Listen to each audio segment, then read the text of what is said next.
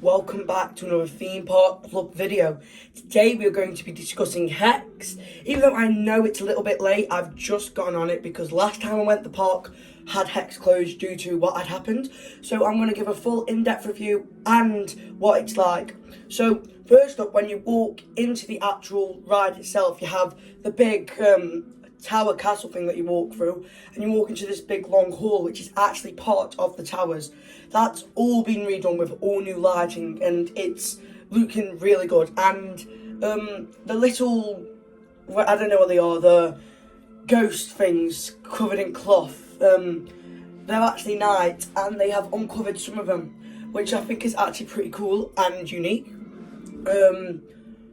So first up, I don't know if you remember, but you used to walk to the end of the queue line and there'd be turnstiles which you'd have to walk through, and there'd be a little thing saying like how many people went in. That's totally different now. The turnstiles are gone and you go all the way up to this, I don't know if it's newly built because I don't remember a wall being there, but there's a wall there and there's a person standing there, one of them clicky things, and they were counting in. So then you walk into this room which looks very much like the old pre-show room, but it is at the start. I'm not sure if you remember, but where it says "Welcome to the Towers." This is a weird story about the 16th Earl. Then the painting would light up and it would tell you something. That room is still there, but it has a wall in front of it now, which is strange. But yeah, so after that, you walk through that long room into the actual pre-show room, which of course tells the story of Hex. That has been redone with a few lighting, and during the pre-show when the lightning is hitting the tree, it actually flashes, the lights do, which is quite cool. But yeah, the pre-show just goes on as normal after that. There's not really much changes after that. So you walk into the Pentagon, obviously, where this generator is now, and it's generating power. And at the start, when the TVs turn on and says like the architecture is hidden behind an ancient bookcase, that starts flickering. And when the power goes out, there's like electricity sparks out of the generator, and the witch is still there. Looks like it's been refurbished, but again, I'm not too sure. So you've got that, and you've got all the other bits of the Pentagon, which is mostly stayed the same. The lightning has changed, so like it used to strike thunder, now it strikes lightning and it flashes really bright, in fact. And after that, of course, you've got the people coming with a flashlight saying, come on this way, and you walk into the actual bookcase itself.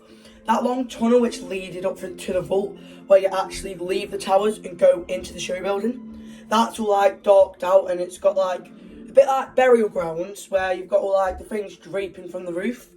You're walking through that and it looks very Pirates of the Caribbean-ish, like the queue of Pirates of the Caribbean in Disneyland Paris.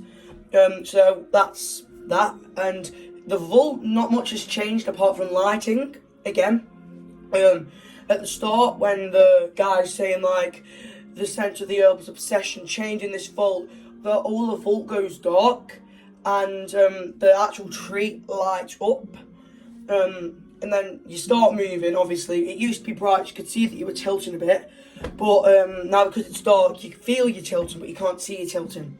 Then of course it all turns on, and I don't know how to explain it. It's kind of like branches sort of, and these branches are like big tall things, and they like the lights of course, and they're blue, but I don't get why they're blue because it makes it look a bit Christmassy, feel a bit Christmassy. And obviously with them being on top of the big like cover thing that covers the swing, they rotate with the building. So when you go upside down, you can already see the roots like you could before, but they're now darked out. And now because you've got them lights shining on them, you can sort of see like, oh yeah, that's something that I wasn't supposed to see, but because of that lighting you can see it. And then the thing that's changed the most is the middle bits like start sparking electricity. Before like you stop upside down, it starts sparking a load of electricity, and yeah, then the tree turns on, and I don't know why, but it's kind of like stars appear, like up on the roof. These stars appear, and you think like, what? like, you're expecting this dark themed ride, and you see bloody stars when you're upside down, and then you used to rotate back to the normal side in the light. Now you're in complete darkness, and that's where the ride finishes. But one thing I don't like, the branches started to sparkle, which is really weird because, like, yeah, it won't, like I've said, it feels Christmassy.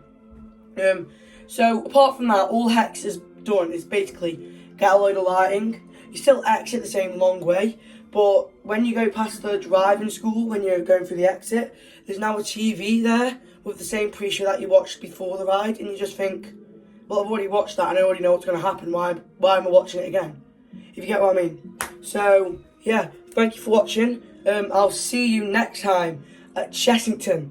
You've got 3 new vlogs coming up in the next few days. You've got Chessington, Legoland and Thorpe Park all together.